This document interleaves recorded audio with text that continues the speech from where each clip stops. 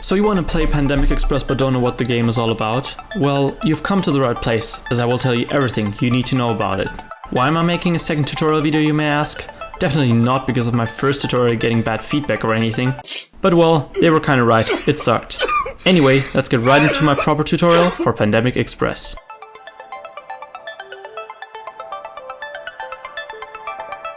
Pandemic Express is a unique human vs zombie game in which you start in a small lobby with 20 or more players. One human is randomly turned into a zombie at the start of the game. Once that zombie has converted 2 other humans into zombies, the gates open and you can start escaping spawn. You need to arm yourself with the best weapons you can find and jump onto the escape vehicle, which is either the train or cable cart, depending on which mode you're playing. Your goal is to reach the escape zone while the zombies try to deter you from moving forward. The safe zone becomes increasingly smaller as you play until only the escape vehicle remains safe from it. It deals damage over time, which forces you to stay in a small area, making dodging attacks even more difficult. There are 2 game mechanics which make Pandemic Express feel very unique.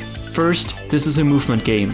Continuous movement is even more important than shooting zombies. Second, your game does not end once you've been converted, but rather you enter the second phase of the game, in which you try to convert the remaining humans into zombies.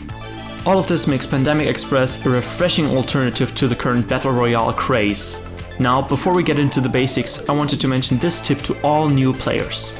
There's not much to comment on when it comes to the settings of Pandemic, as they are very self-explanatory. However, one thing I always see new players stuck on is their field of view. Players with a standard FOV of 70 are at a huge disadvantage in Pandemic's fast-paced gameplay, so I highly recommend you to turn up your field of view to 119, as the added vision makes fast-paced gameplay much easier to grasp. Now that you know what Pandemic Express is, let's get started with the basics, shall we? Slide hopping and gun hopping are both essential to your gameplay, as the entire game more or less is based on you moving around as fast as possible. To slide hop, you need to sprint, press the crouch button, and then mid-slide, jump. Upon landing, you keep holding the crouch and forward key. Now double jump again mid-slide. Repeating this process is what will transport you out of spawn and through the entire map much quicker than by just running, as you keep gaining momentum.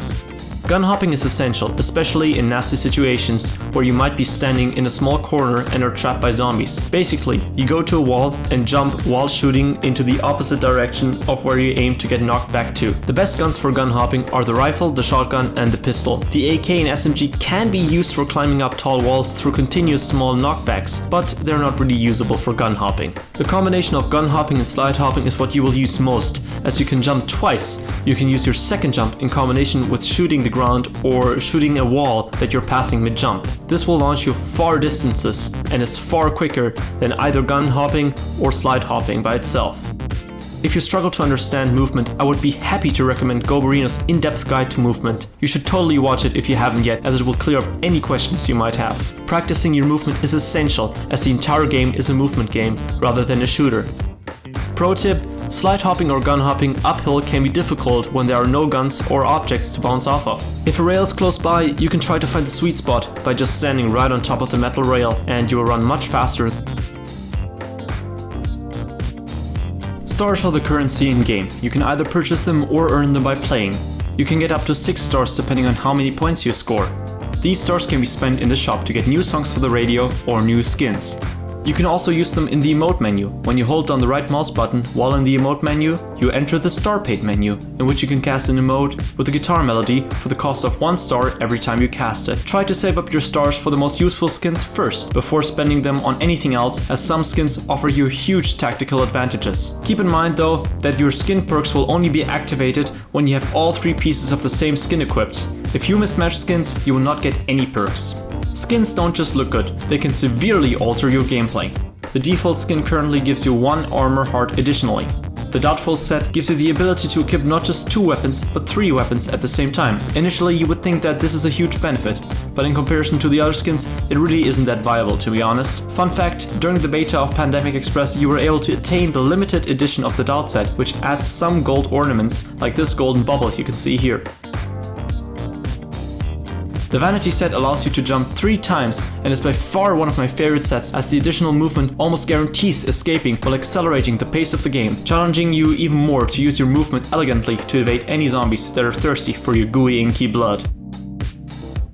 The lover set is also one of my favorite sets as it provides you with lifesteal, which is ridiculously overpowered as you gain health by damaging the zombies. In the end game, this will be the strongest skin perk as you can basically stay outside of the safe zone while farming zombie kills. And rocket launchers will become your favorite weapon, more on that later. The safety set only gives you 1 normal heart, but 5 armor hearts. I don't really find it that useful and valuable compared to the other sets, to be honest. I guess you could safely assume that this set is kinda useless.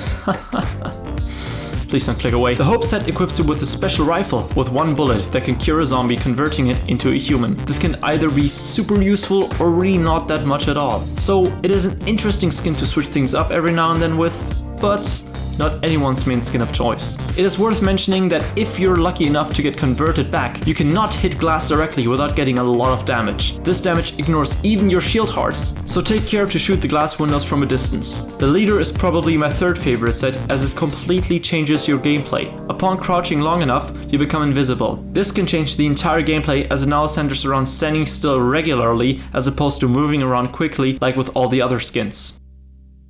Now that we covered all skins and their different perks, let's talk about the zombies you will encounter. Normal zombies deal a lot of biting damage and have the ability to pick you up and throw you away. As a human, you need to avoid this at all costs, especially in the endgame. When you're thrown down a nasty cliff or into a big ocean, it usually ensures your conversion into a zombie. Mimics are imitating normal players. They may look like normal players, but they can deal medium amounts of biting damage while also being able to put on fake bombs, which kind of look like armor potions. Beware of stepping into those as they poison you and can be really annoying.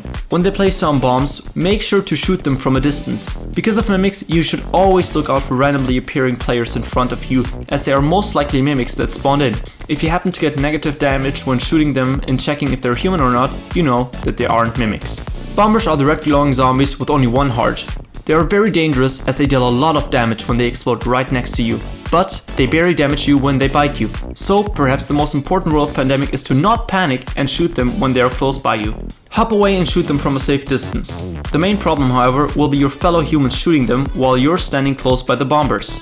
So always make sure no bombers are anywhere close by when you shoot them.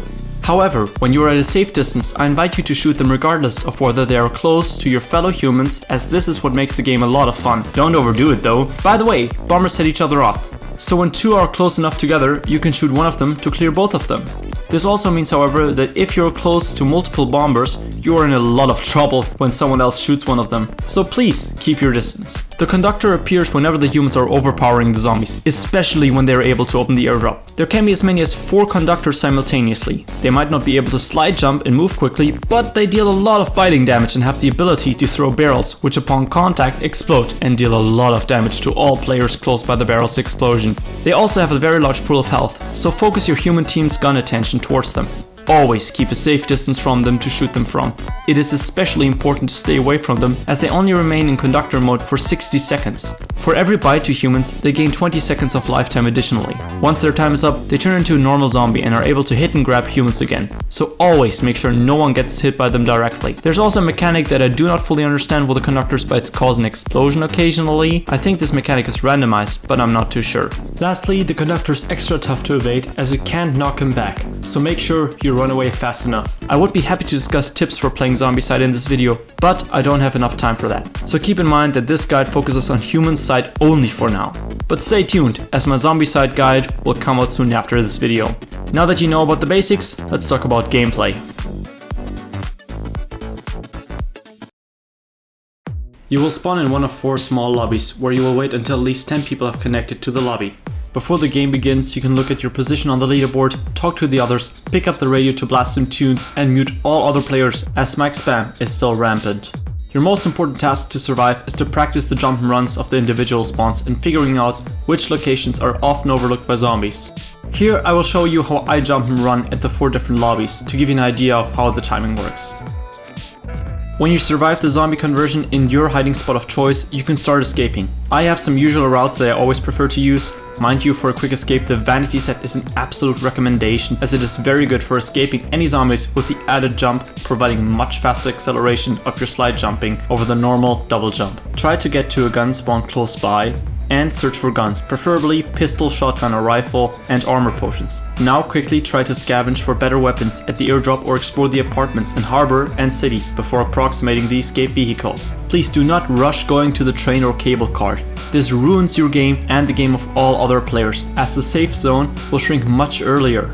Time for exploration and opening of airdrop will be much shorter and the game will be much less complex and end sooner. The developers already implemented a timer for the train luckily to prevent train rushing, but cable car is still affected by this very problem. Waiting at least 5 minutes before jumping on the cable car will make the game a lot more enjoyable for everyone. Let's talk about guns and their effectiveness. You can find many high tier guns at the airdrop, more on that later, or in harbor and city.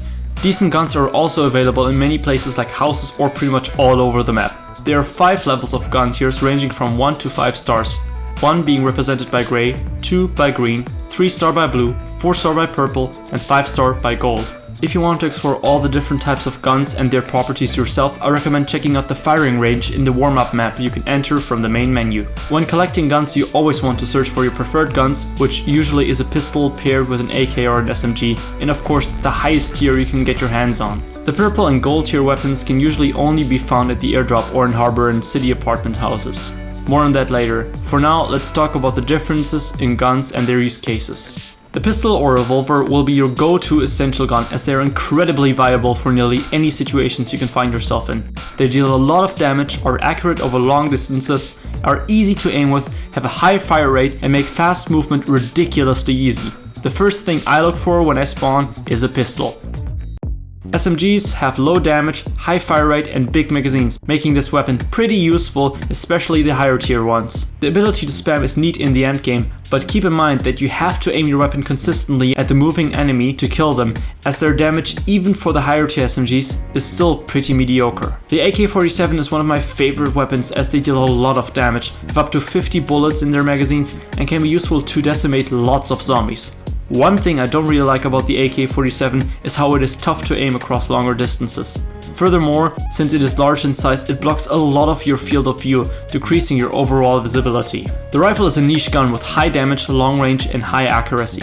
Because of the fast gameplay style of Pandemic Express and the safe zone, this gun is usually pretty useless in the end game, hence why I rarely use it. However, for movement, this is the best gun in terms of the added speed it gives you when gun hopping, making it a nice weapon to switch things up with every once in a while. Keep in mind that you cannot engage in close combat with this weapon because of its low fire rate. This makes it especially useless in the endgame when many zombies will be close to you. The shotgun is sometimes useful and sometimes really not. I don't really use it, but it's also nice to switch things up with every now and then. Like the AK, it blocks a large part of your field of view. It also has a low fire range and very low fire rate. Sometimes lining up shots on zombies' heads in close range can result in an instant kill. However, you are at the risk of getting grabbed, making this weapon not really useful in the end game. In the early game, however, the shotgun, like the rifle, can be very useful as it is a great tool for movement and many zombies will approach you individually.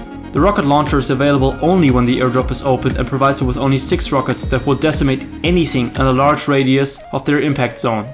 Careful use of this in the late game can be incredibly useful in getting up to 10 kills or more with one rocket. When using the Lover skin with its lifesteal perk, the rocket launcher can be like an instant heal, as killing multiple zombies at the same time will heal you up instantly, making you very resistant to the effects of the safe zone. Headshots work and deal significantly more damage per shot. For some guns, especially if they are lower tier, it is essential to aim at the head, so when possible, always go for it. The airdrop is an awesome way of getting high tier equipment, however, it is much easier to open it with a few fellow humans and some preparation. While you open up the airdrop, zombies will most likely notice, as someone opening the airdrop, the progress and the amount of people actively opening it is shown in the top middle of your GUI, so be prepared that many zombies will jump at you. The bigger danger at the airdrop are still bombers, as your fellow humans will most likely panic and shoot them all the time.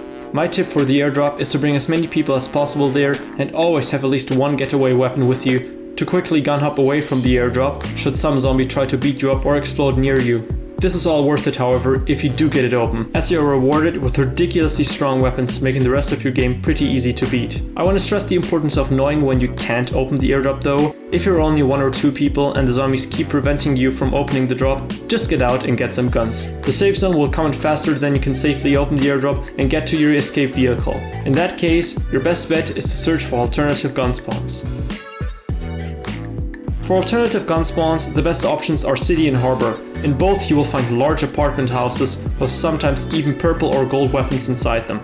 Across the rest of the map, you will be able to find the 3-star tier weapons though, with which you can still comfortably escape. Don't get too hung up on collecting weapons, as this is just a small part of the game. It is better to get a 2 and 3-star weapon and join in on the fun quickly, rather than to search 6 apartment buildings only to find 1 purple gun and be late to the zombie slaying. As long as you have at least a 2-star green revolver paired with a 3-star weapon, you should be fine generally speaking.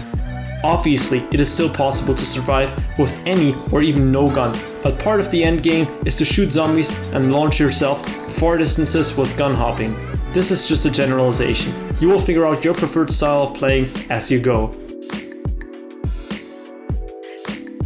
To heal up normal hearts, use healing stations. They have a 10-second cooldown and can be found in many places. It's worth mentioning that they can be found at the top of all concrete towers. In the endgame, all healing stations outside the safe zone will stop working. Only after the escape vehicle's planned 1-minute stop halfway through its full path, a healing station will appear on top of it. Time your heals carefully and don't heal merely half a heart, as some of your teammates perhaps need the station more than you do. Armor pots are the golden jars you find in all houses. You can gather up to 3 armor hearts at the same time. Picking them up whenever you come by a house and before you approximate the airdrop is a great strategy for surviving bomber attacks. Ammo packs are essential to your gameplay. You can find them all over houses and apartment buildings. However, zombies also drop them when you kill them. Make sure to collect them as you keep killing zombies. I personally have had some games where I emptied my revolver too quickly and forgot to pick up packs, leaving me with only my rocket launcher. This ended the game much quicker than it should have and is easy to prevent. Trucks and boats can be a fun tool for movement around the map. Make sure to drive carefully though, as you're limited by fuel and the wonky physics. Other than that, it's one of my favorite mechanics and I find people use them way too little. Helicopters have also been added to the game. They aren't as useful as the other vehicles in their current state though, as they are tough to maneuver. Their controls are limited to up, down, left and right. You cannot go forward or backward. It's also worth mentioning that you can kill zombies with your vehicles, especially the pickup trucks are useful for regaining control of the train at times. Sadly, many times these vehicles are stuck for some reason. Boats and helicopters especially only work about 50% of the time for me. Pickup trucks luckily are less affected by this bug, but let's hope they fix it soon.